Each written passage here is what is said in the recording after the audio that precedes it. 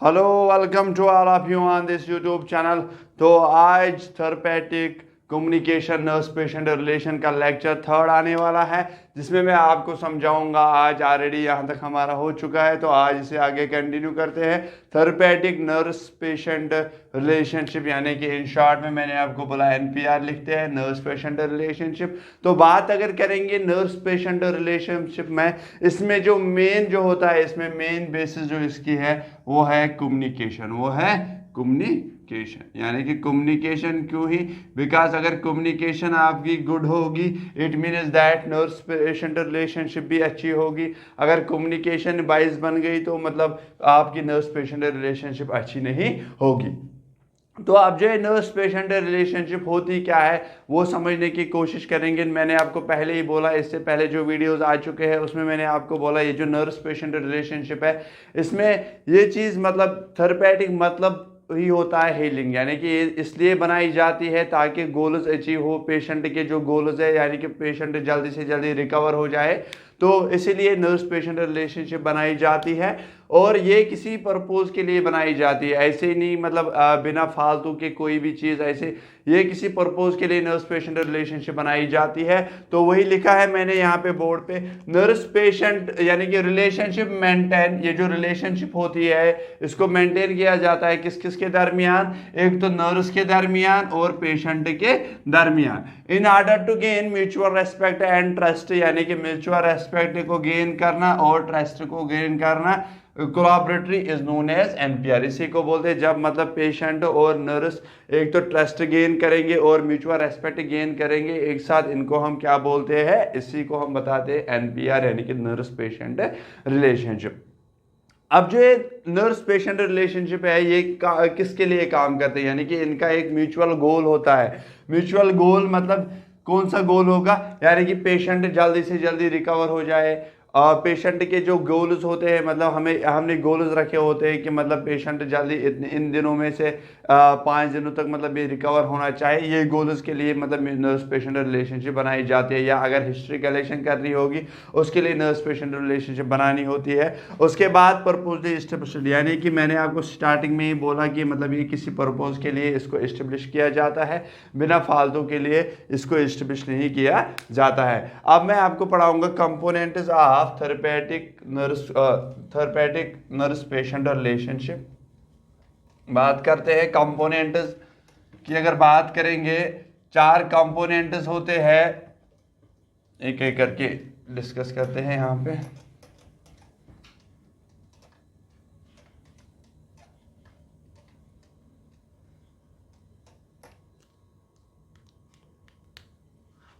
सीधे मैं यहाँ पे लिखता हूं,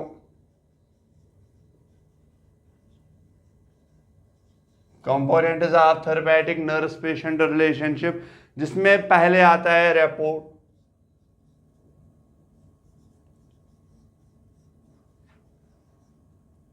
and second one is empathy, third one is warmth, fourth one is genuineness.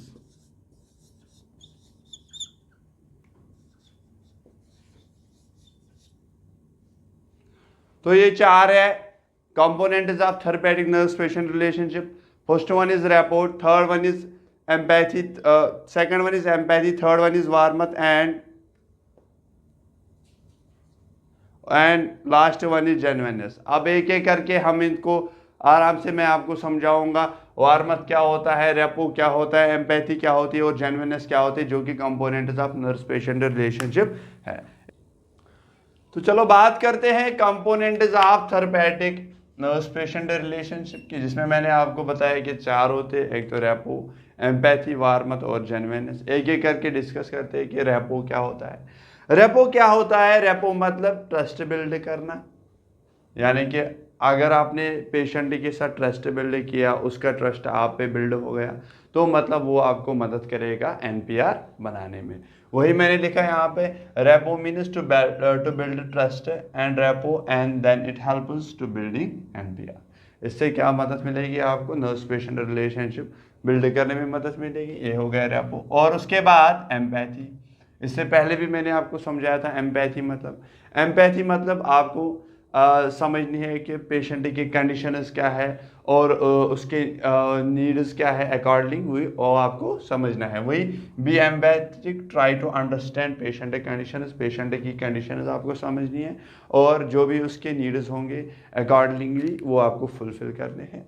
Then उसके बाद वार्म अप, यानी कि हर किसी इंसान को, चाहे वो छोटा हो बड़ा हो, उसको हर किसी को अपना अपना एक कंफर्ट जोन होता है। फॉर एग्जांपल अगर इंसान कुछ भी होगा लेकिन अपनी फैमिली में होगा, वो वहाँ पे कंफर्ट होगा। तो जैसे भी हो मतलब उसको अपने पेरेंट्स एक्सेप्ट करेंगे, चाहे वो गलत हो या ठीक हो, उसको अपने पेरेंट्स एक्सेप्ट कर लेते हैं। यानी कि उसका वो एक कंफर्ट जोन हो, चाहे वो लंगड़ा हो या कुछ और हो, तो उसको अपने पेरेंट्स एक्सेप्ट करते हैं। इसी तरह वार्मथ यानी कि feeling of abstinence, loud and cared for, feeling of comfort या नॉन पॉजिटिव लव शो करना। तो उसके बाद फोर्थ जेन्युइननेस। अगर जेन्युइननेस की बात करेंगे यानी कि आपके राइट एफर्ट्स होने चाहिए या हॉनेस्ट और ट्रूथफुल होने चाहिए, आप ट्रस्टवर्थी होने चाहिए आप, और सबसे ज़्यादा आपका इंटरेस्ट होना चाहिए जितने भी पेशेंट गोल्स हैं वो आप ज़्यादा से ज़्यादा अचीव करो। तो इसके बाद हम पढ़ेंगे, तो चलो बात करते हैं इथिक्स एंड रेस्पॉन्सिबिलिटीज़ की। इथिक्स एंड रेस्पॉन्सिबिलिटीज़ की जो आपने फर्स्ट ईयर में ऑलरेडी पढ़ा होगा। नर्सिंग फाउंडेशन में इथिक्स क्या होते हैं, यानी कि रूल्स, कायदे, कानून क्या होते हैं। ऐसे ही कुछ इथिक्स एंड रेस्पॉन्सिबिलिटीज़ हम यहाँ पे पढ़ेंगे जो कि आपका टॉपिक यूनिट 2 में है, लेकिन हम इसको यूनिट 4 में यहाँ पे डिस्कस कर रहे हैं। यूनिट 2 में हम इसको नहीं पढ़ाएंगे। तो अगर इथिक्स की बात करेंगे, पहले डिफिनीशन देखेंगे। एथिक्स को डिफाइन करते हैं, ये एक ब्रांच ऑफ फिलॉसफी है, branch of philosophy that refers to study of values, जिसमें स्टडी क्या करते हैं हम, वैल्यूज को स्टडी करते हैं। That conform to the moral standards, यानी कि जिसमें कुछ मॉरल स्टैंडर्ड्स यानी कि रूल्स जो होते हैं, स्टैंडर्ड जो होते हैं ऑफ ए प्रोफेशन, किसी भी प्रोफेशन के स्टैंडर्ड जो होते हैं, प्रोफेशन के जितने भी स्टैंडर्ड्स होते हैं, जैसे कि आप एज अ नर्स अगर आप काम कर रहे हो हॉस्पिटल में, आपको नॉन जजमेंटल बनना है, किसी पेशेंट को मतलब कल्चर के बेसिस पे आपको जज नहीं करना है। उसी तरह कुछ मॉरल स्टैंडर्ड्स होते हैं हर एक प्रोफेशन को, उसको हम बताते हैं इथिक्स। अब एक डिफिनीशन दी है अकॉर्डिंग टू ANA, यानी कि according to American nurse association, American nurse association. इन्होंने कुछ कोड ऑफ कंडक्ट दिए हैं जिसमें इन्होंने बोला right to autonomy, right to autonomy, यानी कि आपको क्या हमेशा राइट डिसीजंस देने हैं, यानी कि राइट टू टेक डिसीजंस। उसके बाद सेकंड राइट टू बेनिफिशियन, यानी कि आपको किसी को भी नुकसान नहीं पहुंचाना, हर वक्त पे आपको हर किसी को फायदा ही फायदा पहुंचाना है। देन उसके बाद राइट टू वर्सिनिटी, यानी कि हमेशा आपको अपने प्रोफेशन के साथ हमेशा आपको एक तो ट्रूथफुल रहना है और ऑनेस्ट भी रहना है। Last one that is right to justice and fair treatment, यानी कि आजकल के ज़माने में आप देखो क्या होता है, अगर मतलब किसी का रिश्तेदार हॉस्पिटल में है, वो उसकी तरफ ज़्यादा ध्यान देता है एज कम्पेयर टू जो दूसरे पेशेंट्स होते हैं। ये कभी भी नहीं करना है, हमेशा क्या करना है, right just and fair treatment, यानी कि विदाउट एनी डिस्क्रिमिनेशन आपको हर किसी पेशेंट को इक्वल ट्रीटमेंट करना है। ये नहीं सोचना है कि वो डॉक्टर का कज़न है, अब इसको इस पेशेंट से बेटर ट्रीटमेंट, ये कभी भी नहीं करना, हमेशा इक्वल ट्रीटमेंट देना है। चलो बात करते हैं dynamics of therapeutic nurse patient relationship की। अब कुछ ऐसे डायनामिक्स होते हैं थेरेपेटिक नर्स पेशेंट रिलेशनशिप को जिनको आपको माइंड में रखना है हमेशा। एक तो थेरेपेटिक यूज ऑफ सेल्फ, नाम से ही पता चल जाता है यूज ऑफ सेल्फ, यानी कि कोई ऐसी कंडीशन होगी जो पेशेंट पे आपको अप्लाई करनी होगी। फॉर एग्जांपल ऐसा कोई वाकया होगा या कोई ऐसा इंसिडेंट होगा जो आपके साथ हुआ हो, जिसको आपने फेस किया हो। अब वो सेम वही वाकया, सेम वही इंसिडेंट पेशेंट भी फील कर रहा है।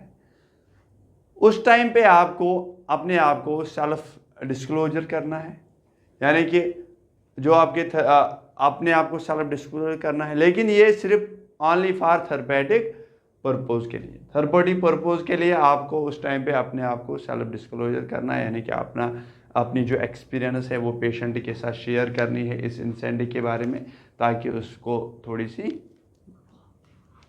और उसके बाद gaining self awareness. Gaining self awareness यानी कि अपने आप के बारे में जानना, अपने आप के बारे में अवेयर हो जाना। तो ये हम जौहरी विंडो के थ्रू समझेंगे, जो कि है awareness about yourself, awareness about yourself. Then उसके बाद पावर।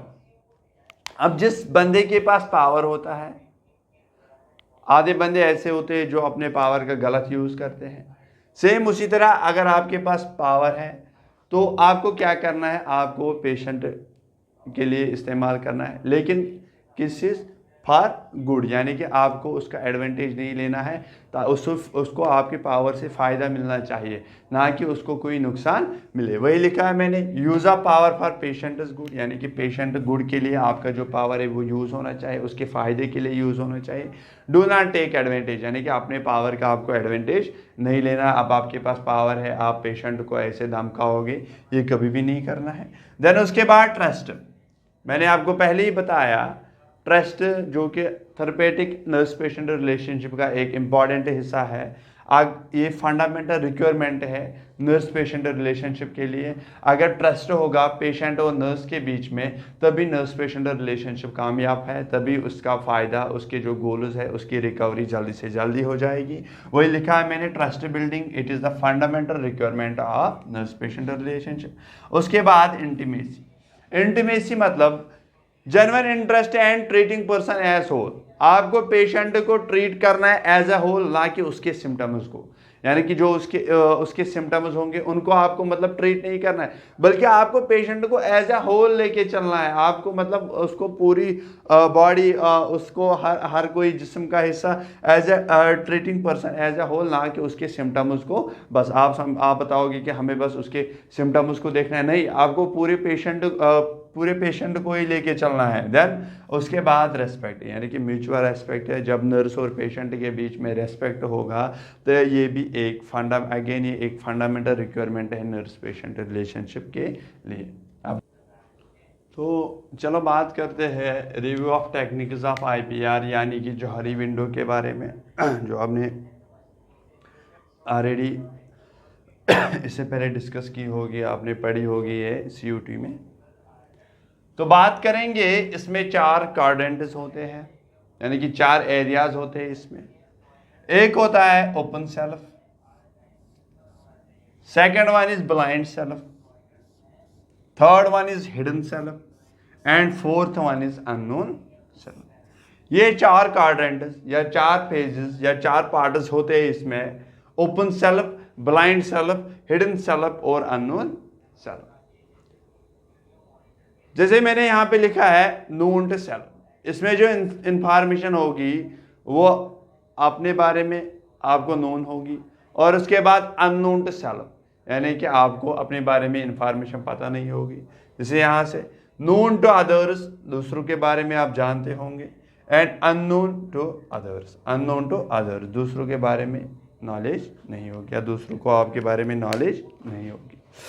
तो बात करते हैं यहाँ पे पहले ओपन सेल्फ की। ओपन सेल्फ को आपको कैसे देखना है, अगर यहाँ से लेके यहाँ तक हम देखेंगे, यानी कि known to self, known to others, यानी कि जो भी इंफॉर्मेशन होगी आपके बारे में है वो तो आपको अपने बारे में खुद भी पता होगी, और जो दूसरे बंदे होंगे उनको भी आपके बारे में वो इंफॉर्मेशन पता होगी। वही लिखा है, यानी कि information about you that both you and others know. Information आपके बारे में जितनी भी इंफॉर्मेशन होगी वो दोनों जानते हो, एक तो आप अपने आप भी जानते होंगे वो इंफॉर्मेशन, और दूसरे जो आपके साथ बंदे होंगे वो भी वो इंफॉर्मेशन जानते होंगे। ये है पहला ओपन सेल्फ। अब है ब्लाइंड सेल्फ की, अब है ब्लाइंड सेल्फ की, unknown to others, unknown to self, और second one that is known to other. यानी कि blind self, information about you that you do not but others do know. लेकिन ये जो ब्लाइंड सेल्फ की इंफॉर्मेशन होती है, आप अपने बारे में अननोन होते हो, आपकी क्वालिटीज़ क्या है और आपकी जितनी भी क्वालिटीज़ या दूसरे चीज़ें जो भी होते हैं, आपके रोल क्या है, आप उसके लिए अननोन होते हो, लेकिन दूसरे आपके बारे में वो सब कुछ जानते हैं। और उसके बाद हिडन सेल्फ की अगर बात करेंगे, सेम वही, known to self unknown to others, ऐसे known to self information about you that you know but others do not know. Information जो आप जानते होंगे वो आपके हिडन, यानी कि आपको पता है आपकी कमज़ोरी कहाँ पे है, आपकी कमज़ोरी क्या है, आपकी अपनी मतलब आप कहीं पे जाते हो, आपको पता है कि आप किस चीज़ से डरते हो, आपको पता है आप कौन सा काम अच्छे से कर पाते हो, वही it information about you that you know but others do not no, दूसरे उसके बारे में नहीं जानते हैं। और उसके बाद थर्ड वन अननोन सेल्फ, यानी कि unknown to self unknown to others, ये ऐसे आएगा, unknown to self unknown to others. वही unknown self information about you that neither you know and nor others know. Short में, ना आप उस इंफॉर्मेशन के जानते होंगे, ना दूसरे आपके बारे में वो इंफॉर्मेशन जानते हो। अब अगर बात करेंगे इस पूरे जो जौहरी विंडो है, इस टेक्निक की एम क्या है? इस टेक्निक की एम ये है कि आपको इंक्रीज करना है कौन सा वाला area, open self area. Open self area को आपको इंक्रीज करना है। वो कैसे होगा? वो इंक्रीज होगा फीडबैक से, वो इंक्रीज होगा फीडबैक से। फॉर एग्जांपल मैं मान के चलूंगा, आपको इसमें दो क्वालिटीज पता है, ओपन सेल्फ लोगों को पता है दो क्वालिटीज आपके बारे में। ब्लाइंड सेल्फ, यानी कि जो इंफॉर्मेशन आप नहीं जानते हो लेकिन दूसरे जानते हैं। फॉर एग्जांपल मैं मान के चलूँगा यहाँ पे चार इंफॉर्मेशन है, चार क्वालिटीज़ है जो लोगों को पता है आपके बारे में।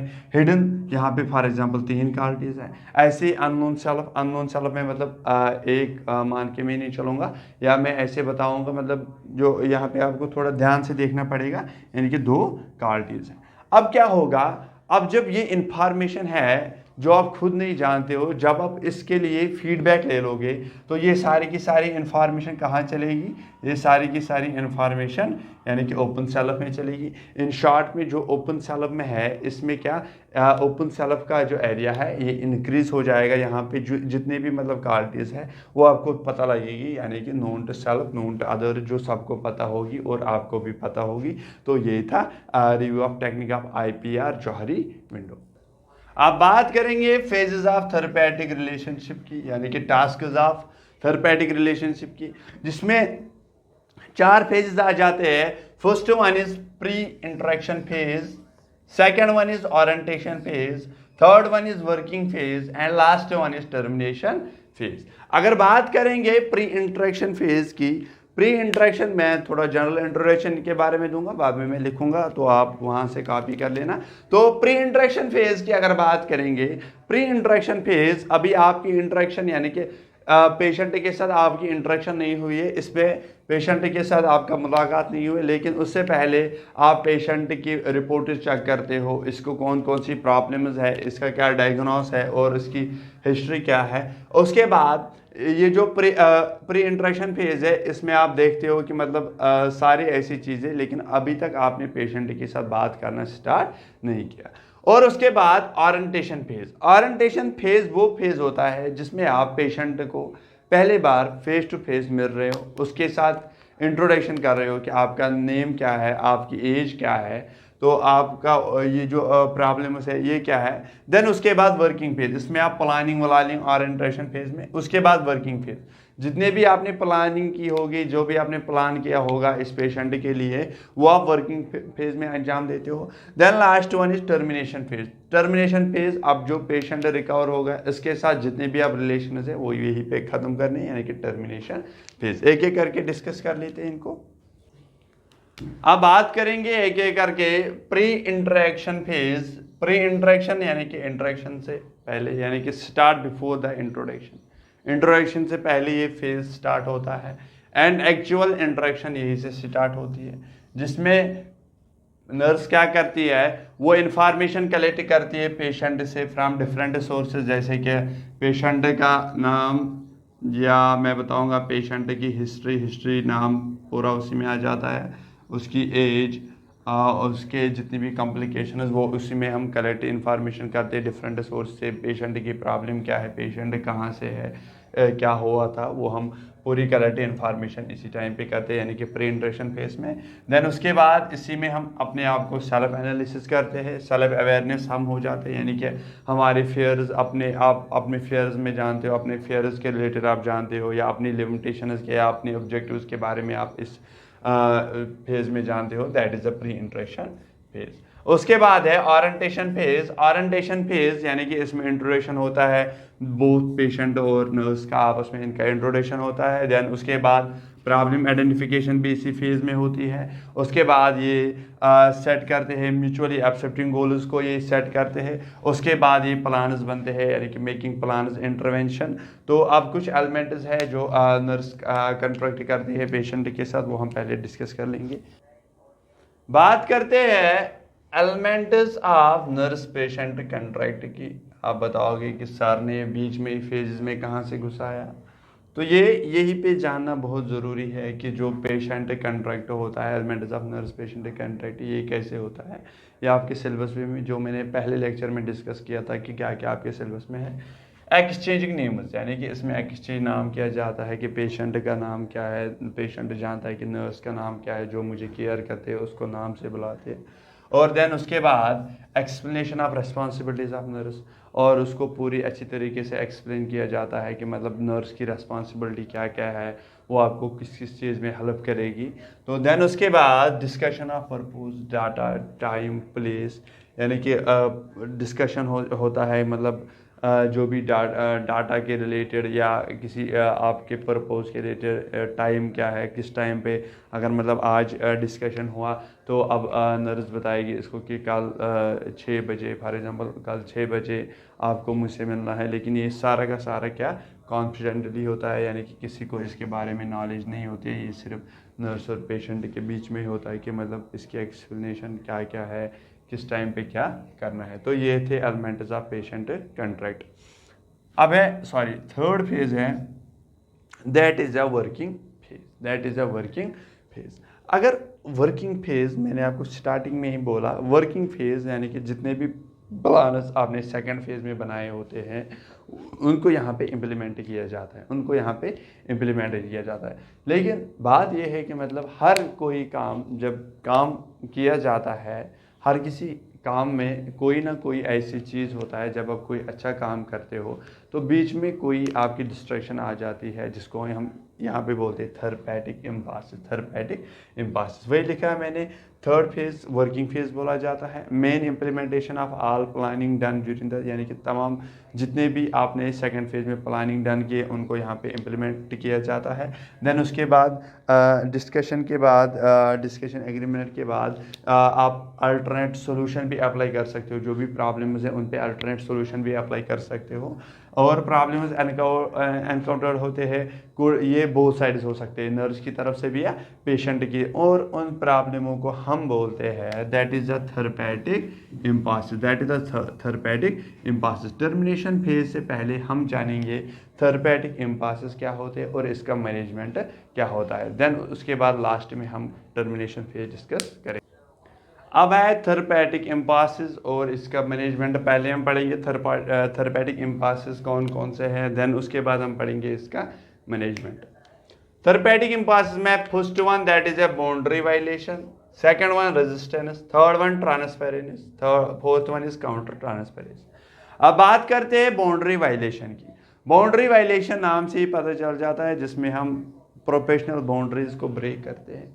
जैसे कि अगर आप नर्स मतलब आप एज ए नर्स किसी हॉस्पिटल में हो, पेशेंट को केयर कर रहे हो, तो जिस टाइम पे अब ये सारा कुछ गोल अचीव हो गया, अब जो पेशेंट है वो घर गया, उसके बाद आप क्या करते हो, आप उसके घर जाने लगते हो, हर रोज़ उसको आंटी बुलाने लगते हो। दैट मीन्स दैट उस टाइम पे आपने बाउंड्री वायलेशन की, उसका मतलब आपने बाउंड्री वायलेशन की। वही लिखा है ब्रेकिंग प्रोफेशनल बाउंड्रीज। जब आप ब्रेकिंग प्रोफेशनल बाउंड्रीज करोगे और इस्टेब्लिश क्या करोगे, personal and social contact with patient है। पेशेंट के साथ आप पर्सनल या सोशल कांटेक्ट इस्टेब्लिश करोगे, उसके घर जाओगे, चाय पीने जाओगे, दैट मीन्स आप पर्सनल बाउंड्रीज को ख़त्म कर रहे हो, प्रोफेशनल बाउंड्रीज को ख़त्म कर रहे हो, यानी कि that is a boundary violation.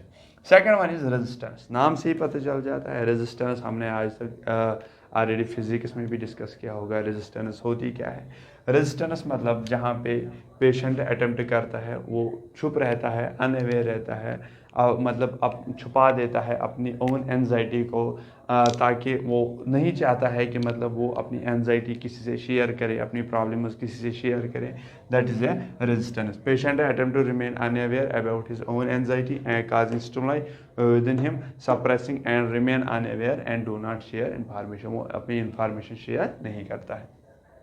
उसके बाद है ट्रांसफेरेंस। ट्रांसफेरेंस ये पेशेंट एसोसिएट होती है the nurse and any other significant person in his life, यानी कि उसका कोई भी अपनी लाइफ में जो पर्सन रह चुका हो और he or she directs the feelings emotion towards the nurse. उसकी जो फीलिंग्स या इमोशंस होते हैं नर्स के या डॉक्टर से, वो फीलिंग जो होगी वो या तो लाउड वन होगी या हेटेड होगी, वो डिपेंड करता है, दैट इज़ अ ट्रांसफेरेंस। और last one that is a counter transference, जिसमें अब थेरेपिस्ट या नर्स ही डेवलप करता है फीलिंग, किसके लिए? पेशेंट के लिए। वो जो फीलिंग्स होगी वो लाउड होगी या हेटेड होगी, वो तो हमने ऑलरेडी डिस्कस किया। अब हम मैनेजमेंट की बात करेंगे, थेरेपेटिक इम्पल्स की मैनेजमेंट की बात करेंगे। तो बात करते हैं हम intervention to overcome a therapeutic impulse, तो यानी कि मैनेजमेंट ऑफ थेरेपेटिक इम्पल्स की बात करेंगे, जिसमें आपको क्या क्या करना है। Awareness and knowledge about therapeutic impulse, आपको अवेयर हो जाना है और नॉलेज आपको होनी चाहिए थेरेपेटिक इम्पल्स के बारे में। देन उसके बाद आइडेंटिफाई करना आपको थेरेपेटिक इम्पल्स, यानी कि थेरेपेटिक इम्पल्स कौन सा है, रेजिस्टेंस है, काउंटर है, वो आपको देखना है। उसके बाद सेल्फ अवेयरनेस इज मस्ट, यानी कि आपका फियर क्या है, लिमिटेशन क्या है, लिमिटेशंस क्या है, आपके ऑब्जेक्टिव्स क्या है, वो आपको जानना बहुत ज़रूरी है।